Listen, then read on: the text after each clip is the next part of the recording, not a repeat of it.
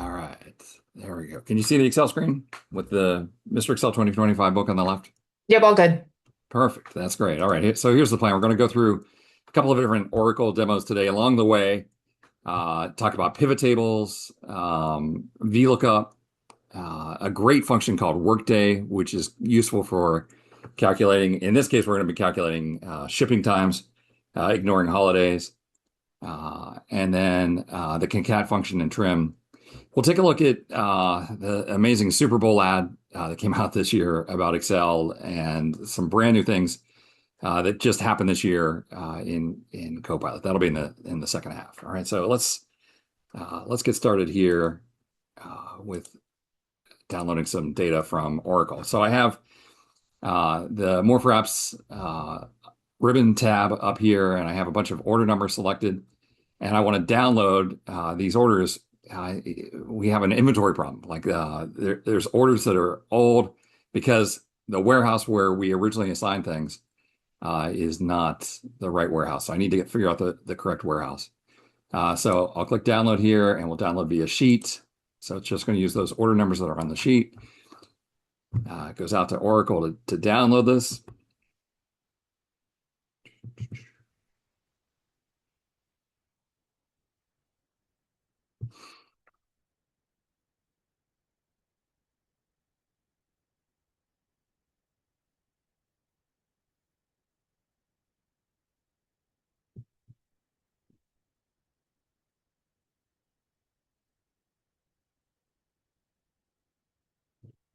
And then it asks if I want to clear the order numbers that I have here, and I'll say yes. That way I'm ending up with just the data that was downloaded. All right, so we have order number, we have customer name, customer number, order date.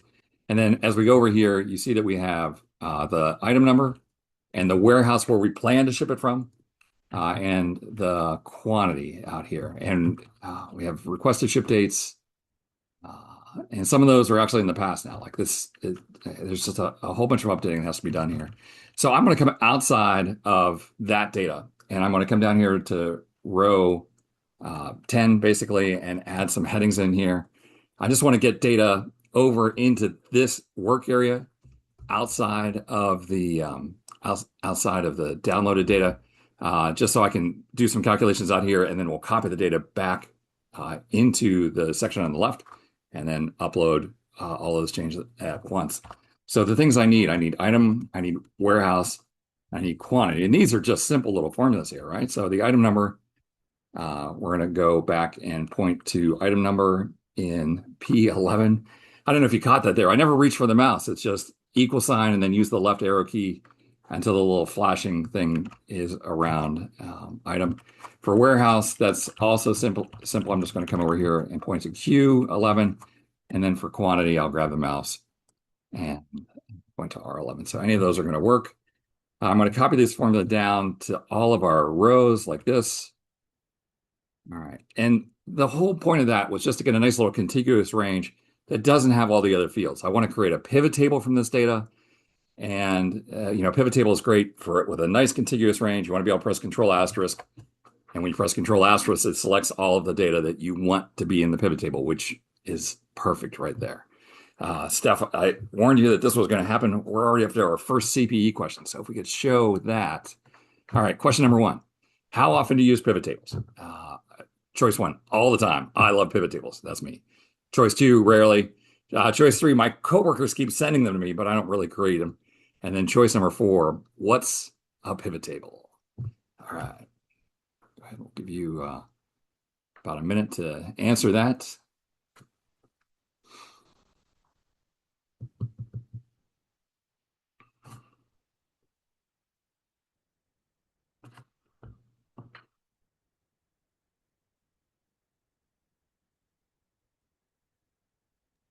All right, last call.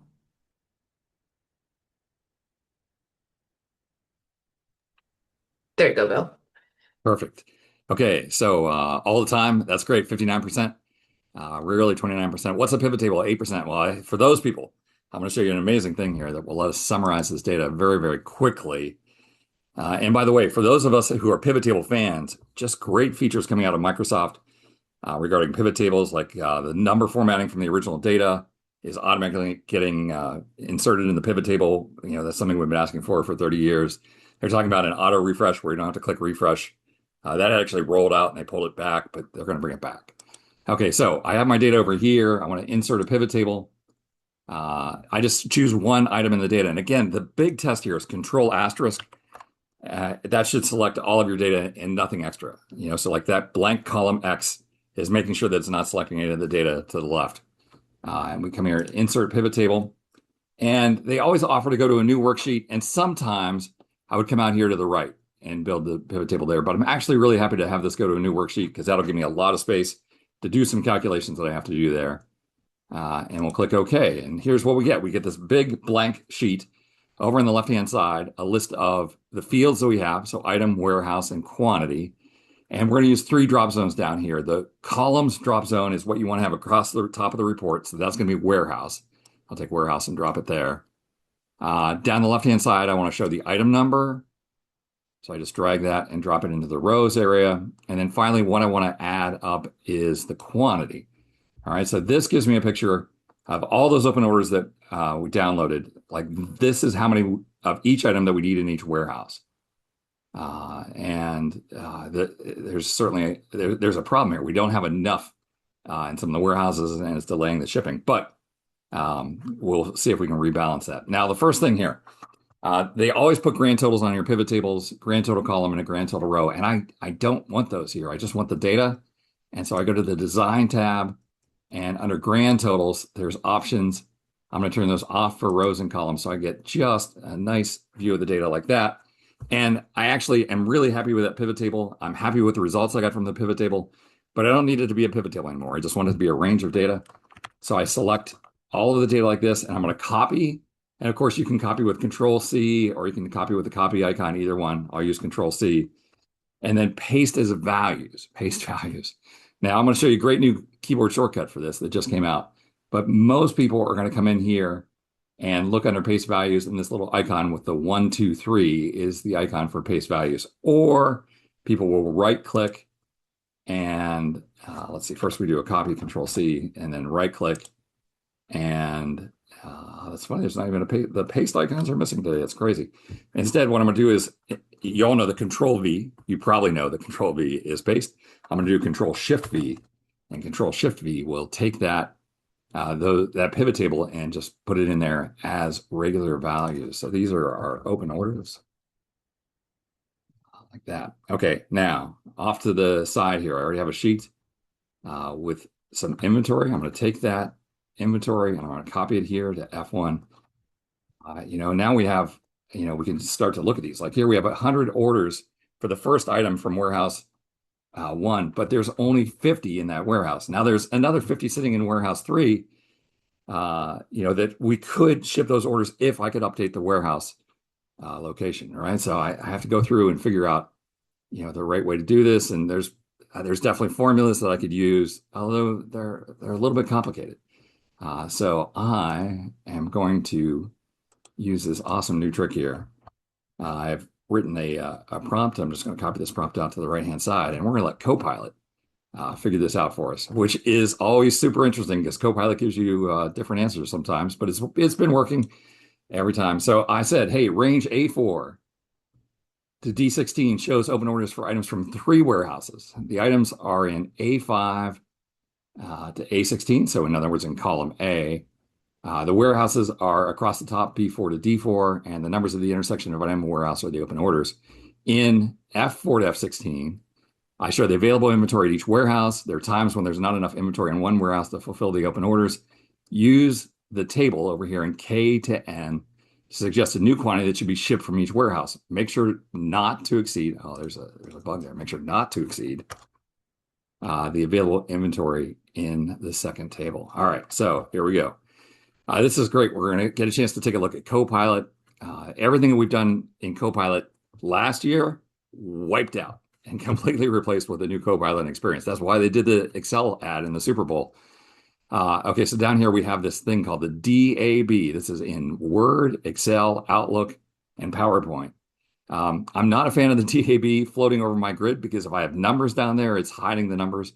You can right click the DAB and say dock, but that still makes it show up down there, which I hate.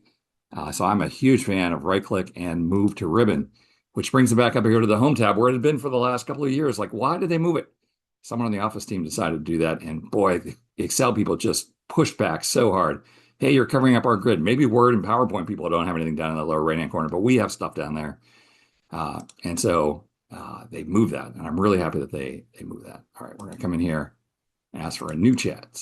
New chat. All right, couple of things in the new Copilot. First off, if you have an enterprise edition of Excel, check that little badge there that enterprise data protection is turned on. That means that your IT department and Microsoft reach an agreement that nothing you post in here is going to be used. It's within what they call the trust boundary. All right. And actually, Steph, let's throw a CPE question up number 2 here before I get to the next choice. All right. Which AI chatbot do you prefer? When you use AI, are you using ChatGPT, Claude from Anthropic, Grok from Elon, or Gemini, the Google one? All right. And it's funny, originally Copilot was only using ChatGPT because Microsoft had made a huge investment in ChatGPT, but then the models from Claude, Anthropic were starting to get better. And it's like, like why am I using Copilot if they're a few months behind and so on. So I'm going to show you an amazing thing here when this is done.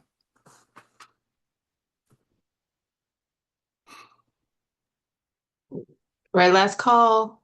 Someone said that they use Copilot with Claude or Gemini. Oh, right there. Yeah, that's it. Okay. So Someone ChatGPT, said none of the above too. really, that's so I wonder, are they using anything or if it's I don't truly none know. of the above and you're not embracing AI, thank you so much for doing that because it's going to replace me. I still have one customer on Earth left, and I appreciate that. Okay, so 57% Chat GPT, another 14% using Claude. Here's the amazing thing. At the top of the Copilot panel, I hate that it's just hidden under the word auto, but if you open this, they are now offering to us 2 different models from OpenAI and 2 different models from Anthropic Claude, 4.7 and 4.8. Currently today, the best model out there is this Claude Opus 4.8. Actually, last week, that's not true. There was a model that came out for about 36 hours from Anthropic, and then Claude pulled it back. The U.S. government said, no, you can't release that. And even before I got to test it in Excel, it went away. Okay, one more amazing thing here before we get to this problem. These 3 dots right here, a brand new feature came out about a week and a half ago called personalization. This is unique to you, and anything that you love or hate in Excel, you can put in here and teach Copilot. Like for me, I hate merge cells. Merge cells are just evil. You can't sort the data, you can't filter the data, so like never merge cells. If you have to center a heading, you center cross selection instead. Don't use red in any charts. Never leave tiny blank columns between the columns. Use a counting underline instead. Right. So I set these 3 things up. It's amazing on this computer, that computer, and on my laptop. It just knows them all. Right. So these are rules that Copilot is going to follow, and I love that. All right. So we're going to ask Copilot to solve our problem here of figuring out where we have to move to a new warehouse. Now they want me to turn on autosave, and I'm going to say no. Continue without autosave. I'm not a big fan of autosave, and originally to use Copilot, autosave had to be on. And just growing up and working in accounting, how many times? Like right now, we're coming up towards the end of June, and when I have to create that June month-end report, I'm going to open the May month-end report, and of course, I'm going to go up and I'm going to change the title from May to June. I'm going to clear out the numbers for May, and then I'm going to do file save as and save it as June. Well, geez, with autosave on, as soon as I start to clear out those numbers, they overwrite all the data and they save it for May. And I'm just like, oh, this is a terrible thing. Okay, so there we are. Very quickly, Copilot filled in these numbers and it figured out, uh, let's see, did it get it? Did it get it or not? So we need 100. It actually did a really, really bad job of it did a bad job. It didn't move things from warehouse 3. Oh, okay. Well, we're going to keep going. I'm actually going to use a different set down here. I'm I'm going to take my data and ask them to actually figure out which warehouse they should ship from. So I'll paste those values here. That's really bad. It's so funny. I did this test this morning and they came up with an amazing formula there, a very impressive formula. Yeah, too bad. All right, so that's we're the human in the loop. We always got to check things, check to make sure that it works. So check out this second prompt I'm going to use here, where I'm going to ask them to find where we have to move something from warehouse 0 to warehouse 3 or something like that. So range A21 to C70 shows open orders. If the suggested order location for an item changed from one warehouse to another, show that change in the new warehouse column located in D. I'll change those rows to D70. If there's no change in the warehouse, copy the original warehouse from B. I'll just say from column B to column D. All right, so let's try this. And we'll paste in the prompt here and press go. All right, hopefully they will figure this out. Some of these need to move over to warehouse 3.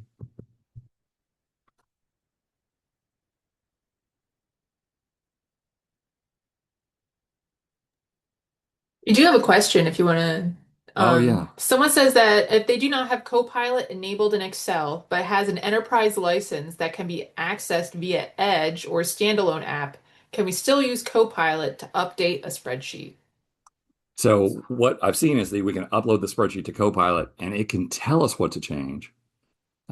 Will Copilot be able to update the spreadsheet in the standalone app? That's a great question that I'm not sure how that works. All right, so there are our new warehouses. It's funny. I've seen them ingest the spreadsheet and tell me about the spreadsheet, but actually making changes to the spreadsheet, I'm not sure if that's going to happen. I wonder why. So it'd be interesting to talk to your IT people to see why, like, have they turned Copilot off in your case? Because if you have the enterprise and you have Copilot, why? Why? I don't know. We should talk about that. Like, if your IT department can't figure it out, drop me a note. Send Steph a note, and I'll find someone on the Excel team who can help. Okay, so we have our warehouses here. I'm going to copy these and come back and come actually into the Oracle data right here. I'll paste these values. And so we get updated warehouses now, which should allow us to hopefully ship more of these items and not have the out of stock situation. Okay, and as I look through actually, you know what? I'm sure I did that right. Do it again. So we're going to copy, Control C, make sure that I'm at the top, and paste special values. Yeah, I did it wrong. All right. So there's the new warehouse that we want to put into the top. Now, as I look through the line promise ship date, these are all the way. This is a month ago, back in May 23rd. The best we can do here is ship tomorrow, right? So 6/24/26. I'm just going to manually update a few of these if they're in the past. This will just take a second to cruise through and do these.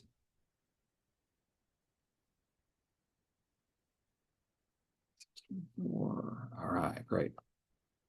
And then so that's the promise ship date, but then how long is it going to take to actually arrive, right? And so what I have for the arrivals is I have this great little shipping days table back here. So a list of all of our customers, and of course this is demo data, so there's only 4 customers, from each customer to the 3 warehouses, where, how many days does it take in transit?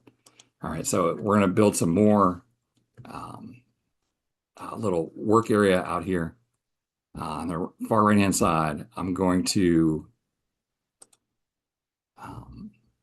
pull the customer over.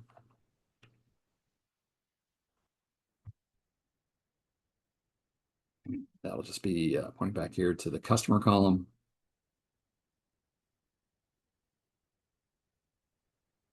Now you'll see that sometimes if there's 2 line items to the order, Oracle is not giving me customer on each individual row, right? And this is going to cause some blanks, which is going to make my VLOOKUP not work. All right, so we're going to be a little bit smarter here.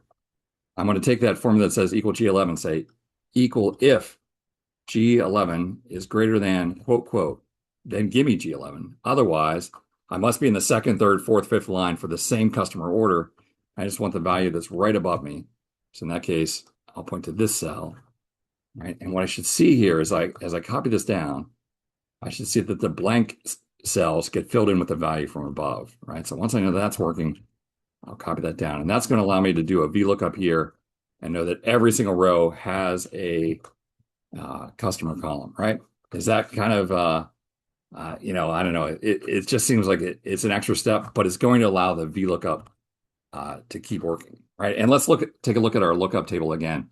And I know in the write-up, I promised at this point to use an XLOOKUP, but I actually realized here with these warehouse coming down as text, it was the kind of thing where a VLOOKUP is actually going to be easier for me because I'm going to look at warehouse 1 or warehouse 2 or warehouse 3 and know that I want to look, if it's warehouse 1, I'm going to look in column 2. I'm just going to add 1 to that number, right? So check out this little formula here. So which column?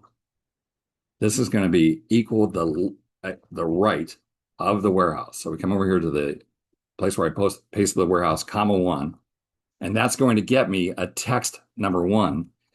But in the lookup table, that's column 2, right? Because the first thing is customer name. So I'm going to take that text 1 and add a 1 to it. And you see it moves to the right-hand side. That means that we actually have a number there, which is great. I'll copy that down. And then the days in transit. Days in transit. All right, this is where our VLOOKUP comes in. I actually should have a CBE question for this because VLOOKUP to me is like the most powerful thing that you can do in Excel. If you can do a VLOOKUP, you can solve things like this where we have to go look up the customer name and look up the warehouse and figure things out. So I know some people would use index and match here. Complete respect, that works as well. So we're looking up that customer name, and I will come here to our shipping days and point to this entire table. You have to make sure that there's dollar signs there. As I copy that formula down, I want to make sure I'm always pointing to A3 to D7. I'm going to try and press F4. That worked perfectly. Sometimes if that table's in another workbook instead of another worksheet, then you automatically get the dollar sign. So always check and see if they put the dollar signs in or not. And I'll ask for comma 2, comma false. The false says I want an exact match. All right, now, why did I put the 2 in there? Well, it's really annoying that when I'm looking at a different sheet and I need to come back to this sheet, when I point to cell AC11, there's a bug in Excel. Is it a bug? I don't know. It's just annoying that they put the whole sheet name in there and the formula gets unreasonably long. So I just want to make sure that I'm looking at the sheet when I put that AC11 in. And that'll get me the days in transit. We'll copy that down like this.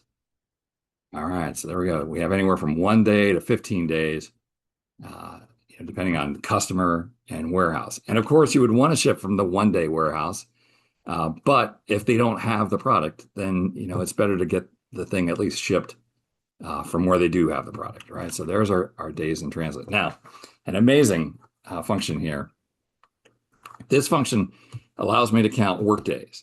And they handle work weeks of Monday through Friday using the function I'm about to show you. But there's a version of this that handles other work weeks, like Monday through Saturday, if you're working 6 days, or even Monday, Wednesday, Friday, right? But in this case, we can just use the workday function. So equal to workday. Great little function. What's the start date? The start date is the promised ship date. That's the day we're going to ship. And then how many days in transit? And then you see there's an optional argument there. We can barely see it off the right-hand side of my screen called holidays. Right, so I have a little table here in this worksheet with a list of all the federal holidays and also holidays when we're closed. I want to put F4 there and close paren. All right, now that's the right answer, 46198. It's just not formatted correctly as a date. These functions, workday, workdays, or network days, and the international versions go back to the days of the analysis tool pack. That was those 89 functions that were built outside of Microsoft. Microsoft bought the analysis toolback. Those functions just notoriously will calculate a date and then forget to format it as a date, right? So it's really normal to see this number up in the 46,000, 47,000 range. That's a serial number of days that have elapsed since January 1st, 1900. Not very useful. But if you just format it as a short date or a long date, then it changes back to a regular date like that. All right, so there we go. Kind of a cool little set of functions there. We have our new warehouse, use the customer name, figured out which column in the lookup table based on the warehouse, the right digit of the warehouse, plus one, got the days in transit, and then even figuring in the 4th of July holiday, which falls on a Saturday this year. So I put the third in as that day. We get our actual number of line of the promised arrival date. I'll paste that in as values. All right, there we go. That updates all of our data. At this point, we don't need any of this data over here, and we're ready to upload all of this as a batch back to Oracle. What about the things that didn't change? That's fine. I'm still going to send all of those. And we can come out to more for apps and we'll validate all records. This is where it's going to look in case I have a wrong, uh, wrong warehouse, a warehouse that doesn't exist, or an item in the number. If I somehow screwed up this data up, it's going to let me know right here. And I appreciate that check. Uh, I always try and be super careful, but you never know.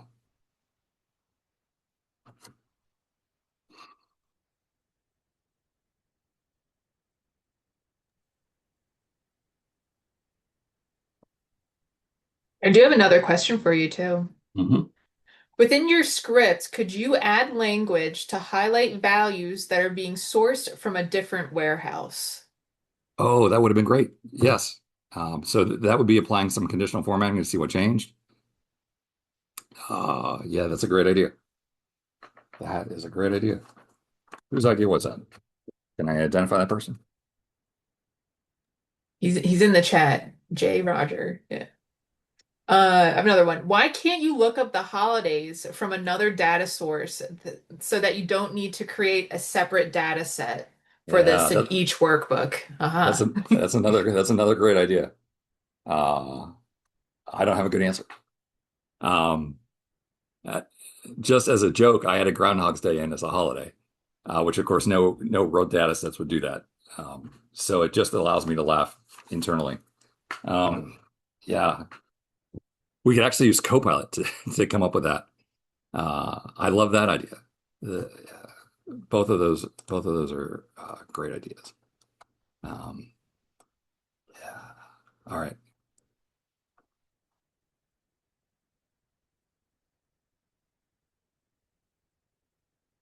So for the holidays from another data source, I still feel like we have to surface them in this spreadsheet somewhere, but they could be coming automatically instead of me just typing them in.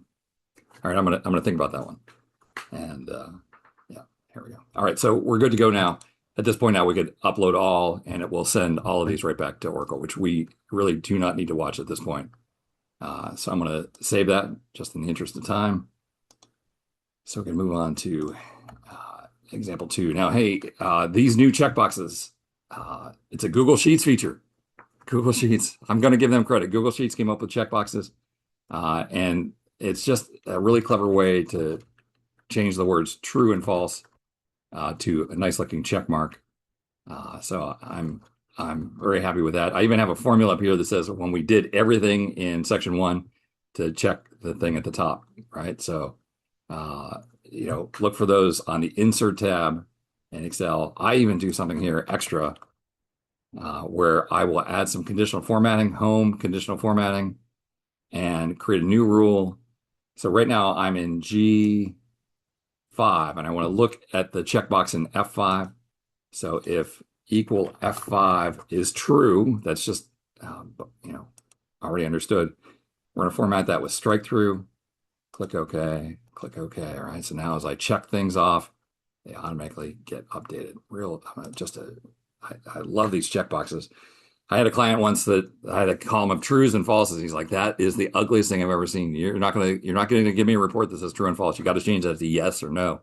The checkboxes though would work. Okay, let's switch over here and take a look at a GL example. Here we go.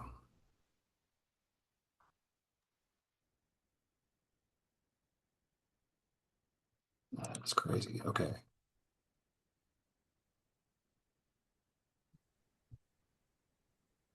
As you pull that up, he also made another good, fair comment. If you ship from one country to another, the holiday schedule would be different based on the Ooh, ship to location. yes. Mhm.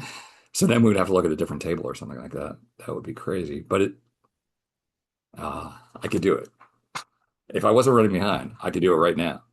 You know what we should do, Steph, is we should have a YouTube video later this week that shows how to handle multiple countries. All the shipping. Yeah. Yeah, right. That would be cool. I'm writing that down because it's tricky. You have to change the lookup table on the fly based on probably a new function that they introduced a few years ago called the switch function, I'm thinking, or a bunch of if functions. We definitely could do it. Definitely could do it. All right. So this is a GL journal entry file. And somewhere in the 15 minutes before we started, I managed to overwrite the blank one, right? I have no idea how I did that. But I overwrote the blank one. So this was the same kind of thing where we had some criteria, more for apps, and then came here and downloaded via the sheet, and we got all of these journal entries. Now, one of the things that it has is over in column R, and this data is just so wide, it drives me crazy going back and forth between these. We have a journal name, and I'm going to create a PDF for each of these journal names that are going to be saved and uploaded to Oracle, right? So I want to create those PDFs. And my rule for this is going to be fairly simple, all right? I have a folder that I use for all of my current stuff. And just like the phone book, people like the AAA auto repair, my folder is called C:AAA. It's at the top of the list. It's just easy for me to find. Why don't I use my documents? I have no good reason for that. It's just, it's a different path on every computer, and I just like this. It's old school C:AAA, and then it ends in PDF. All right. So what we have here is in the journal attachments file path. I use a cool function. Some of you may have used the earlier version of this function called concatenate, but concat is shorter, right? Concat and concatenate do the exact same thing. So I'm joining three things together: the path ending in the slash, and then R11, which is the journal name, and then PDF, right? Now, when I first did this, I was surprised that the journal name that was coming down had a trailing space, right? And that's bad. Like that trailing space, global intercompany space PDF, just me, that'll drive me insane, right? So I knew that there was a great function here called the trim function. Trim gets rid of leading and trailing spaces. So if we're happy to get a space, for whatever reason, we can use the trim function to get rid of that. The other thing I want to show here is like we have a lot of journal details that I need to be able to see out on the right-hand side. And this is it's just a frustrating data set because of all the stuff that we need to see. All right, so I'm going to try and make columns O, P, and Q the first columns we see on the left-hand side. So before I freeze panes, I'm just going to scroll over here so that way carefully I see that O is the leftmost column. See, it didn't work because when I scrolled over one more, it jumped two, right? So there's O. I want to see O, P, and Q. And then after that, I want to see everything starting in column S. So back here on the View tab, we have freeze panes. It is one of the most annoying items in Excel because you really have to make sure that you have everything set up before you freeze panes. So from S1, I'm going to click freeze panes. And now what I should be able to see is those three columns, O, P, and Q, stay there. O, P, Q, and R stay there. And then I can come over here and see the name of the journal and also the various items here on the right-hand side, right? So just freezing panes is really powerful, except for you just have to really think about getting things visible. Like here, I managed to get rid of all the columns A through N. They're still there. I can't really see them. Well, I mean, I could see them if I needed to. Like here, I can see in the name box, I'm in E11, and I can see, what's in the formula bar. All right, but it's not easy to see. So freeze panes there.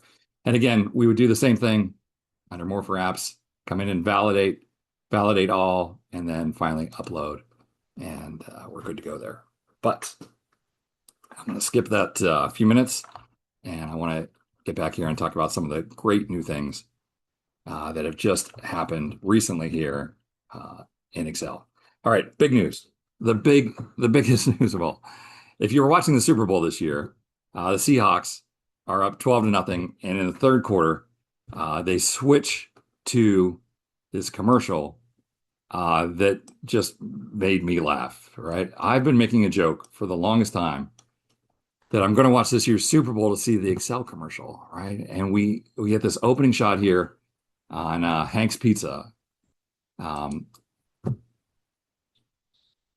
no one goes to Hank's or his spreadsheets, and oh my gosh, they're like right in the middle of the Super Bowl is an amazing Excel screen, right? And I'm like, what is this, right? And they go on to talk about Hank, how he's lonely, no one's coming to his store anymore, and he decides to try and bring back the dollar slice.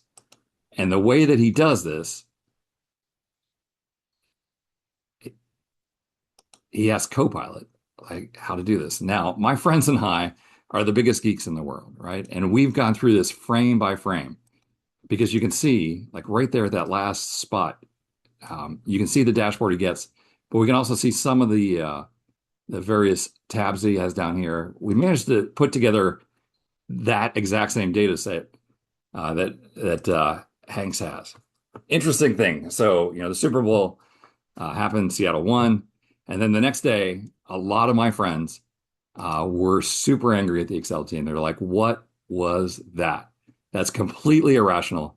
There's no way that Excel could do that. Like that dashboard with all those sections that we saw in the commercial, Copilot just has no chance of doing anything like that. All right. But I remember, let's go back to Excel 2013. There was a very notorious spreadsheet ad that was posted coast to coast. It was a billboard, outdoor advertising ad. It was an ad for the Microsoft Surface. And in that ad, there was an Excel spreadsheet prominently displayed on the Surface with 7 numbers and 1 formula, and 100% of the formulas are incorrect, right? And like it was a $300 million advertising spend coast to coast for 30 days. These billboards all across had a horrible Excel error. Super embarrassing for Microsoft, of course. And they created a rule that day that anytime there was an ad that showed any of the products, that the head of that product had to bless the ad. So I went to Brian Jones, who's in charge of Excel. I'm like, hey, is this your data? Did you create this? He's like, I didn't create the data, but we checked it. And he said it's absolutely legitimate. Right. So I took the time to go through and rebuild what we could see in the commercial, and even the same prompt that they have in the commercial. Now, I'm convinced that this prompt is not a good prompt. I would have a much better prompt than this, but let's just do what he has here in the commercial. I'll come back to the transaction sheet, Copilot, and let's edit your workbook. Perfect. And I'll paste in that exact same prompt from the commercial. All right. Now, yeah, hang on. You know what? I didn't choose. Let me see if I can stop this here. I'm going to close this, file close, because this is one where definitely we're getting better results from Claude instead of Copilot, or instead of ChatGPT, to the point where I've seen ChatGPT give me errors a lot more often and leave those errors there. Claude will end up with errors in the formulas, but they'll check. Like one of the steps will be, let's check these formulas, and they'll say, oh yeah, there's an error, let's fix that. So I'm going to go to Claude Opus 4.8 to give us the best chance of this, and we will let this run. Okay, now I'm always on the edge of my seat here to see what happens. Most of the time, they say that with the dollar slice, that Hank is losing 36 cents on every slice of pizza. And almost all the time, they say that Hank needs to train his people, that every time someone orders a dollar slice, that he says, hey, you want a drink with that? Because he's making $2.20 on a drink. Or do you want garlic knots with that? Right? Making about $4.50. The garlic knots is interesting. It wasn't in the commercial. The commercial definitely had the drink. And we might have introduced the garlic knots because when we went through frame by frame in the commercial, we saw them on the menu board. Maybe that wasn't in the real data. It's hard to say exactly what happened. All right, so this is now on step 2. It's going to run for another minute or so. So, Steph, let's put up CB question number 3. All right, so here's the question. Hey, would you like a side with that? A, no, just the dollar slice. B, add a drink for $2. C, add garlic knots for $4. Or D, give me the drink and garlic knots for $5.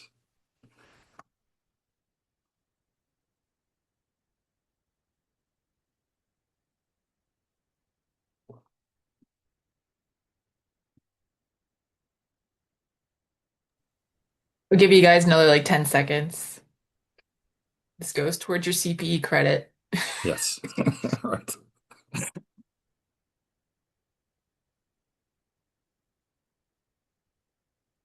Someone says that I use a 49-inch 21 to 9 ratio monitor for Excel work. Can view around 60 columns comfortably. Has changed my life when reviewing large sheets. Oh Worth my God. considering. Yeah. I'm so jealous. There you go. 60 columns. That is just That amazing. is a lot.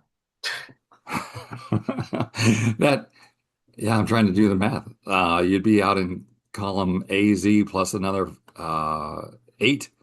You'd be in what, CH? I think CH. Crazy. All right. That's great. Let's stop it. Actually, we're at 33%, just the dollar slice. You're going to put this poor old guy out of business. By the way, we found the casting call. This was at Johnny's Pastrami in Culver City, California on December 28th. We found the casting call. Hank, that guy, the actor who played Hank, got paid $5,000 for 12 months of his picture. So, I would love to have been Hank.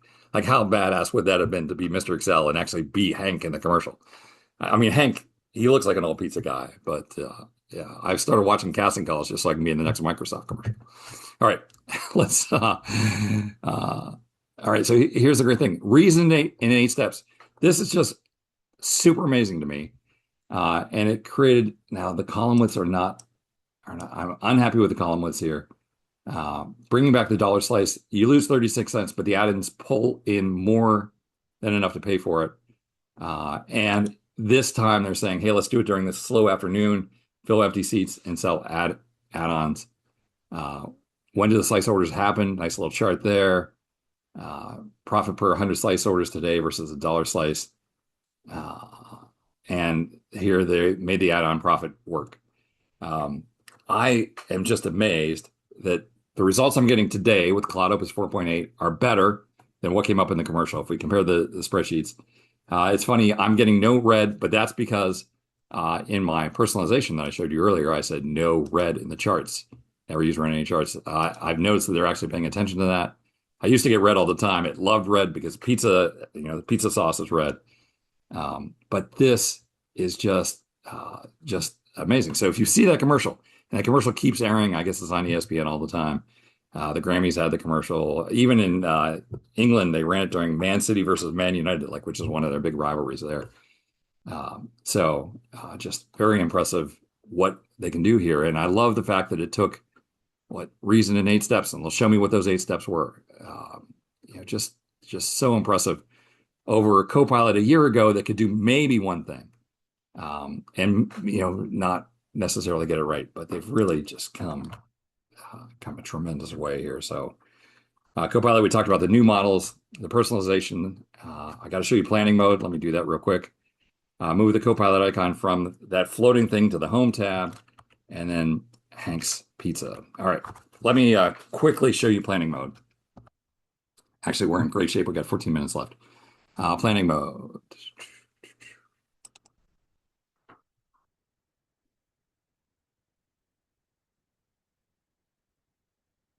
Okay, this is crazy. Planning mode. Yeah, we just let Copilot just run and do a whole bunch of things, right? And if I didn't write a good prompt, there's a chance it would go do, the wrong kinds of things. I was in Huntsville, Alabama about a month ago. I used to be on the road all the time doing Excel seminars. I go do full day Excel seminars, and then I retired from that.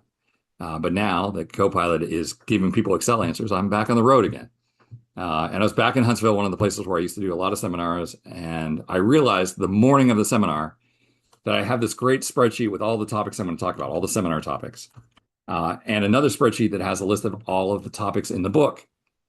And I needed to match up the page numbers because it's a new book. The book's been updated, the page numbers to the seminar topics. And that's not an easy thing to do. It's not a VLOOKUP. It's not a fuzzy match. You can't use a fuzzy match in Power Query. I realized that I needed something really smart that would be able to figure out that this thing here called fast formula copy and the thing called double click the fill handle to copy a formula, those are the same thing, right? And so that's just, an insanely tough thing. And, it's like I'm in the hotel the morning of the event, probably have an hour until I need to leave. And I wrote this prompt. Let's plan this out. And I explained the problems that I had and how tough it was going to be to figure out the fast form of the copy is going to be double click the fill handle to copy a formula. And I took this whole thing into something called planning mode. All right, so we'll come back here. I'm not going to let it run. I just want to show you where it is. I go into Copilot, and right above the prompt box, they've added this new thing called plan. Come up with a plan before editing. Right. And luckily for me, it had just come out like that week that I was in Huntsville. And so I described I pasted that whole long prompt in here and pressed enter. And it thought for about a minute and it came back and asked me some clarifying questions. I answered those clarifying questions and I clicked go. Right. And it was great. I just walked away, went down to the hotel lobby, got breakfast, and I came back and it had done an amazingly good job. And it warned me. There were a few that it could not match. It even added these little check marks for the ones that I had to go check or something like that, which I was very impressed that it added the check marks in. But it did it, right? Even with a horribly mismatched thing like this. Shame on me for waiting until that day to realize that I had a problem.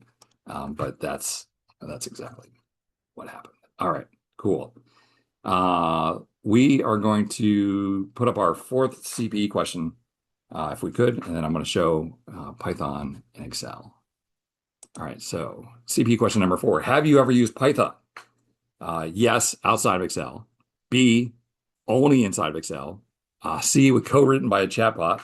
Or D, no.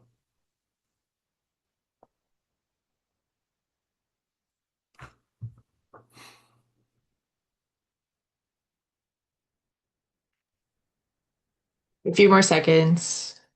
Perfect. Someone said that they're being encouraged to use Copilot as much as possible at work. Yeah, that's good. It's funny, some places are like, don't use Copilot, but I actually had dinner. I had dinner with a guy who I knew from 15 years ago, he's at a company, he's the Copilot officer. And they're like only hiring people who are willing to use AI. They're trying to make AI just standard everywhere. So it's interesting to see the different, no Copilot here and only Copilot here. So yeah, it's a fascinating time to be alive, really. Scary, depending, if you're in a job, I'll admit it, Copilot gives better Excel answers than I could give, so that's tough. But I'm not going to go work at Walmart, as a greeter or anything. I'll find a way. So, okay, I'm looking for my Python example here. All right, are we done with the? So this is interesting. 22% outside of Excel. No one only inside of Excel. I love with code written by a chatbot. That's me. And then 72% have never used Python. All right, here we are. So here's my very quick Python story. It was actually now 11 years ago. 11 years ago, I got invited down to my friend Rusty's 50th birthday party. And he has a big, huge party, hires a band, right, the whole bit. And he's like, hey, you got to meet my niece. She's a college student, and she's learning Excel. She knows, she's heard of you. She's seen your YouTube channel. I'm like, oh, that's cool. So she comes in, and she's like, hey, yeah, well, we're learning pivot tables and all kinds of stuff. And I'm like, oh, that's great. She said, I just wish that Excel was as powerful as Python. What? That's not how I expected the conversation to go. Like, what is this Python you're talking about? Oh, well, the same class, the data analytics class where they started teaching us about Excel, we did Excel for 4 weeks, and now we moved on to Python, and it's so much more powerful. In just a few lines of code, I can do things that would take me far longer to do in Excel. And that scared the heck out of me. Like, what? Like, there's a new thing, and they're teaching it in college, and the kids coming up, they're going to know this superpower, right? And I'm like, well, what is this? So I actually, right there at the party, I pulled out my phone, I ordered a Python book from Amazon, which came the next day. And I'm flipping through the book, and boy, there's amazing stuff in that book. Like, I remember chapter 13 was something about clustering your customers. You feed all of your sales history in, and it figures out which customers, in my case, are the pivot table fans and which ones are the VBA fans. So when a new book comes out, I can segment the list and send to the right people. And I'm like, wow, this is amazing. I got to try this. So I go back to chapter one, and in chapter one, it tells me how to install Python, and I can't do it. It's like 46 steps. And step number one is start with a command prompt, an elevated command prompt. Like they're going to do all this stuff in DOS. Uh, no, sorry. I just put the book away. Well, 10 years go by, 10 years almost to the day from when I bought that book, because I went back to find the name of the book in my Amazon history. And it, like 10 years plus 3 days, Microsoft announces that they're going to add support in Excel for Python, right? Back then it was in preview. Um, it there's they're still trying to figure out like how broadly to make this go. I know if like your company has 100 Microsoft 365 licenses, they probably have maybe 30 or 40 Python licenses. So there's a chance back on the Formulas tab, they haven't given you Python. They're waiting for people to come to the IT department and say, hey, I've heard about Python. I really want to try it because it'll do this, right? And they can give you one of their Python licenses. And I remember in the book, part of those 46 steps were downloading all kinds of things like with weird names, NumPy and Pandas and Matplotlib, Seaborn, and you were downloading all of these things and installing them in DOS, and then in your code, you would tell it to import those various libraries. It was just, it was so intimidating. But the thing is, this is all just taken care of for us now, right? We can insert Python, and I'll show you some Python back here. Right, so here in this cell, in cell A6, I'll make it a little bit larger. We have this thing, this little square bracket says PY, and in the formula bar, a green PY, and that says that this cell contains some Python code, right? And in this case, it's just one line of Python code where I'm pointing to A1 to C21, headers equals true. That's a simple little line of code. In Python, they call that a data frame. You and I would call it a range, but they call it a data frame. And then there's a little preview here. And then this is actually some real Python code. Like I would have gotten this from the internet. Chatbot would have written this for me. So we're generating a word cloud, right? And it's not a long program at all. You're definitely going to be more than one row. So they allow you to press enter to go to a new line and then control enter when you're done. All right. But then we get this word cloud from the original data. So the data back here, gets translated here. So let me just change some of this data real quick. For apps. Right. All right, so we change the data, and then that should go back out and run the Python code again, right? So it's almost like just a built-in chart. All right, so Python is great at visualizations. That thing called k-means clustering, that just sometimes if you have a really hard thing to do, you can just go Google, like, hey, can Python solve this problem? And like another example, and I realize we're not a lot of accounts payable or accounts receivable people here, but you have a customer with 12 open invoices and they sent you a check that is some combination of those 12, but you don't know. Well, that's hard to do. It's solver in Excel, and getting solver set up is a pain. But Python, it's like 3 or 4 lines of Python code, and it figures out which ones add up to that amount. So like when Python first came out, I became a real big fan of going out and saying, hey, can Python solve this? So just check that out, Python, see if you have it on your formulas tab. And if you do, then you're just home free. All right. Okay.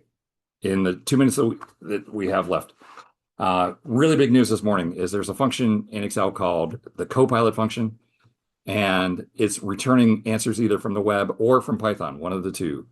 And here, let me just do a quick example.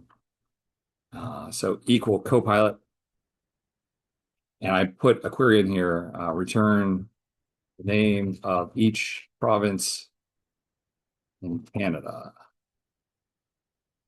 Press enter. I get a little busy here.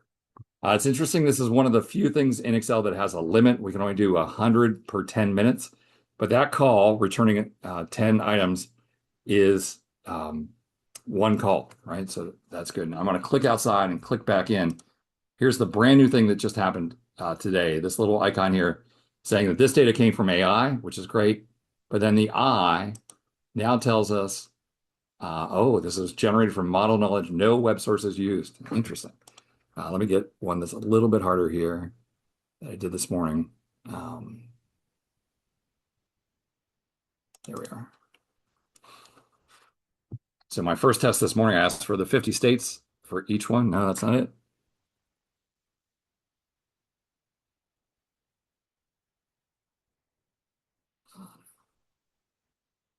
Here we are, this one.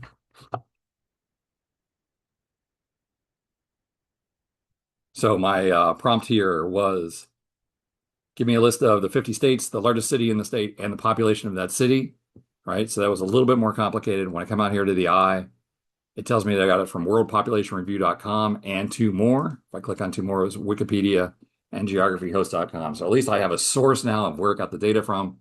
And if I click through, it shows me the website. I also learned, which I'd never known before, is that this Copilot function can sometimes use Python. So I said, generate descriptive statistics using Python. And when I click inside, I get the same little I here. This is pretty wild. They'll actually show me the Python code that they use to create that. I would love to be able to resize this. I can't, though, but I could copy it and paste it into Notepad or something like that. So there's the Python code that they use to generate that report. I love, we complained to Microsoft. It's like, this isn't transparent. We don't know where you're going to get these answers. Well, now they've added the ability for us to see where they got the answers. And I think that is a great improvement. All right, there we go. So that got me to all of the things that I really thought I'd have time for today. Steph, thanks for inviting me back. Yeah. It was a lot of No, fun. thank you, Bill. Thank you everyone for joining us. Like we'll send out the recording, and I do have a copy of MrExcel's Bill's book if we want to Cool. send that out. Yeah, I still have Yep, that. yeah, yeah. We'll send that out to you too. And then if you did 3 out of the 4 polling questions, we'll make sure to get you your CPE credit. Yeah, Bill, any No, last this is great. words? Yeah, Yeah. thanks very much. I appreciate it. No, thank you everybody, and have a good one. Bye, guys.